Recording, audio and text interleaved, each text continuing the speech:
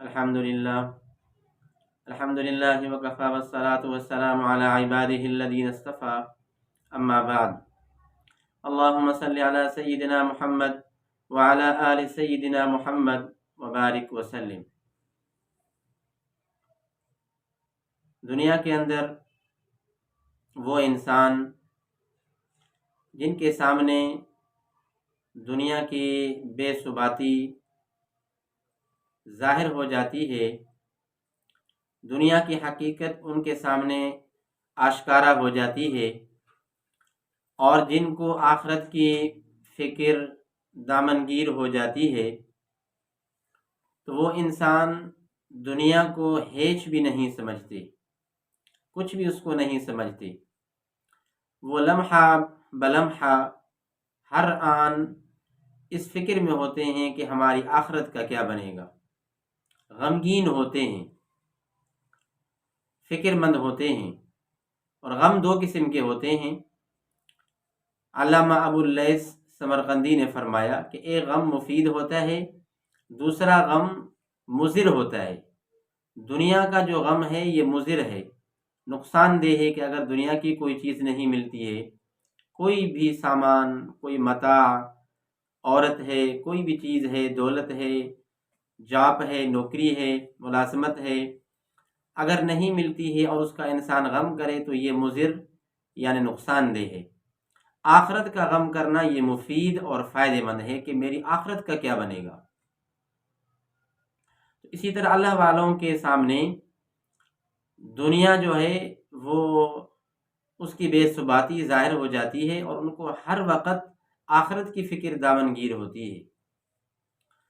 انہی اللہ والوں میں سے حضرت ابراہیم بن ادہم رحمۃ اللہ تعالی علیہ ہیں، جو اصل میں پہلے وہ بادشاہ تھے، ان کی ریاست اور سلطنت زبردست تھی، پروٹوکول اور سیکورٹری،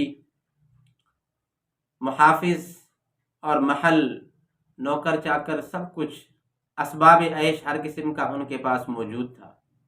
ایک مرتبہ رات میں سو رہے تھے اپنے بیڈ روم پر، تو چھت کے اوپر آواز آئی، جا کر کے پوچھا کہ کون ہے اوپر، تو اوپر سے آواز آئی کہ ہمارا اونٹ گم ہو گیا ہے، چھت کے اوپر ہم اس کو تلاش کر رہے ہیں۔ ابراہیم بن ادہم بادشاہ نے ان کو کہا کہ چھت اور پھر چھت کے اوپر اونٹ کو تلاش کرنا کس قسم کی بے وقوفی اور حماقت کی بات ہے یہ۔ تو چھت کی طرف سے آواز آئی، اصل میں وہ فرشتہ تھا، اس نے کہا کہ اے ابراہیم بن ادہم، تو تمہیں بھی اللہ اس محل میں اور بیڈ روم پر سوتے ہوئے نہیں مل سکتا۔ ان الفاظ نے ابراہیم بن ادہم کے دل پر بہت اثر ڈالا، ان کی زندگی کے انقلاب کا ایک سبب یہ بھی بنا۔ ایک دوسرا واقعہ بھی ان کی زندگی کی چینجنگ کا دوسرا ایک واقعہ بھی ہے کہ اپنے تخت پر بیٹھے ہوئے تھے، ایک مسافر سیکورٹی کو توڑتا ہوا، محافظین کو دھکے دیتے ہوئے اور آگے پہنچتا ہے تخت پر، جس کا رعب ابراہیم بن ادہم پر بھی پڑتا ہے کہ یہ کیسا شخص ہے کہ کسی کی قبضے میں آتا ہی نہیں۔ بالآخر آ کر کے پہنچا، بادشاہ ابراہیم بن ادہم نے پوچھا کہ تم کون ہو اور کیوں میری طرف آئے ہو؟ تو وہ مسافر کہنے لگا کہ میں تو ایک مسافر ہوں، مجھے سرایا چاہیے، مجھے مسافر خانہ چاہیے۔ تو بادشاہ ابراہیم نے کہا کہ کیا تمہیں لگتا ہے کہ یہ کوئی مسافر خانہ ہے؟ یہ تو میرا تخت ہے، میری محل ہے، یہاں تم نے ایسی بات کیسے سوچی ہے؟ تو اس نے جواب دیا کہ تم سے پہلے اس سیٹ پر، تمہاری اس جگہ پر، منصب پر کون تھا؟ کہتا میرا باپ۔ کہتا اس سے پہلے؟ کہتا میرا دادا۔ کہتا اس سے پہلے؟ کہا کہ میرا پردادا۔ کہا تمہارے مرنے کے بعد کون آئے گا؟ کہتا ہے کہ میرا بیٹا۔ کہتا اس کے بعد پوتا اور پڑ پوتا، اسی طرح آگے یہ سلسلہ چلے گا۔ تو مسافر نے کہا کہ پھر یہ مسافر خانہ نہیں تو اور کیا ہے۔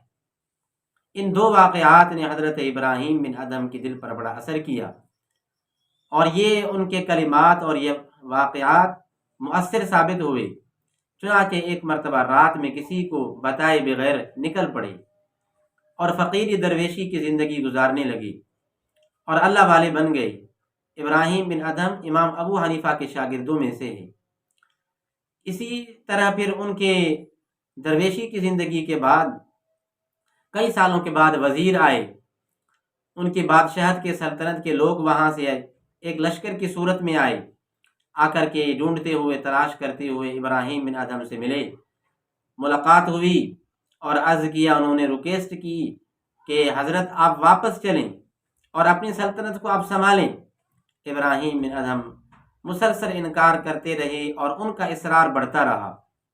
ابراہیم بن ادہم نے نمونے کے طور پر، سیمپل کے طور پر اپنی ایک سوئی کے جس سے کپڑے کو سی رہے تھے اس کو دریا میں پھینک دیا اور پھر کہا کہ اے دریا کی مچھلیوں، یہ میری سوئی باہر نکالو، تو کئی ساری ہزاروں کی تعداد میں مچھلیاں باہر نکلتی ہیں اور ان کے منہ میں سونے کی سوئیاں ہیں۔ ابراہیم نے کہا مجھے اپنی سوئی چاہیے، پھر ایک مچھلی باہر نکلتی ہے، وہی سوئی کے جس سے کپڑا سی رہے تھے اس کو باہر نکال کر کے آتی ہے اللہ کے حکم سے۔ تو دیکھو ابراہیم نے کہا کیا ایسی حکومت، کیا ایسی سلطنت تمہارے پاس موجود ہے؟ وزیر نے کہا کہ حضرت مجھے بھی آپ اپنے ساتھ اسی کام میں لگا دیں، اسی فقیری اور درویشی میں۔ یہی ابراہیم بن ادہم کا ایک اور واقعہ آتا ہے کہ ایک غار میں انہوں نے 9 سال گزارے، جب وہاں سے چلے گئے بعد میں لوگوں نے آ کر کے دیکھا کہ اس غار میں مشک اور کستوری کی خوشبو ہے۔ یہی ابراہیم کا ایک واقعہ آتا ہے کہ جنگل میں وضو کے پانی تلاش کرنے کے لیے کنویں میں پہنچے، وہاں سے ڈول سے پانی نکالنے کا ارادہ کیا کہ وضو کروں، تو وہاں سے سونے اور چاندی کے سمجھا کہ ڈلیاں نکلتی ہیں، سکے نکلتے ہیں۔ پھر کہا یا اللہ ان کو تو پیچھے چھوڑ کر آیا ہوں اپنی بادشاہت میں، مجھے ان چیزوں سے کیا واسطہ ہے۔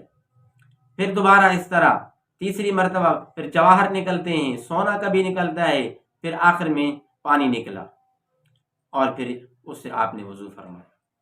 ابراہیم بن ادہم وہ انسان، وقت کے ولی اور متقی انسان تھے جن کی زندگی اسی طرح گزری کہ اللہ تبارک و تعالیٰ کو راضی کرتے ہوئے۔ اسی طرح حضرت جنید بغدادی کی ایک بات آتی ہے کہ ایک مرید ان کے پاس 10 سال رہے، 10 سال ان کے پاس رہنے کے بعد جانے لگا وہ مرید کہ آپ کے پاس تو کوئی کرامت نہیں، لہذا ہم واپس جاتے ہیں۔ تو جنید بغدادی نے ان سے کہا کہ کبھی آپ نے میرے اندر سنت کے خلاف کوئی کام دیکھا 10 سالوں میں؟ تو مرید کہتا ہے کہ نہیں۔ تو فرمایا کہ پھر کرامت ضروری نہیں ہے، سنت کا اتباع ضروری ہے، اور فرمایا کہ الاستقامت فوق الکرامہ، استقامت تو کرامت سے اوپر ہوتی ہے۔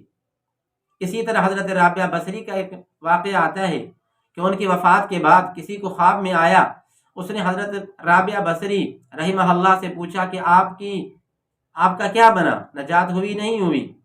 تو رابعہ بصری نے قصہ بتایا، واقعہ بتایا کہ فرشتے میرے پاس آئے منکر نکیر، اور انہوں نے مجھ سے پوچھنے لگے من ربک ما دینک من نبیک، تو میں نے ان کو سوالوں کے جوابات دینے سے پہلے میں نے ان سے کہا، اور میں نے سوال کیا، یعنی رابعہ بصری نے سوال کیا کہ تم کہاں سے آئے ہو؟ فرشتوں نے کہا کہ ہم آسمان سے آئے ہیں۔ تو پھر فرمایا کہ کیا تم آسمان سے جب آئے ہو زمین تک تو کیا تم نے اللہ کو بھلا دیا ہے؟ فرشتوں نے کہا کہ نہیں، ہم نے اللہ کو نہیں بلایا۔ تو پھر کہا رابعہ بصری نے کہ میں ابھی قبر میں پہنچی ہوں کہ 4 فٹ 5 فٹ جب میں اوپر تھی تو مجھے اللہ یاد تھا، جب میں 5 فٹ نیچے قبر میں آ گئی تو مجھے کہ اللہ بھول گیا ہے۔ فرشتے واپس ہوئے، اللہ کو آ کر کے درخواست کی، ریکویسٹ کی کہ اے رب تعالیٰ، اے پروردگار، یہ رابعہ بصری تو اس طرح کہتی ہے۔ اللہ نے کہا میں نے اس کی نجات کا، ان کی بخشش کا اعلان کر دیا ہے۔ اللہ سے دعا ہے عمل کرنے کی توفیق نصیب فرمائے۔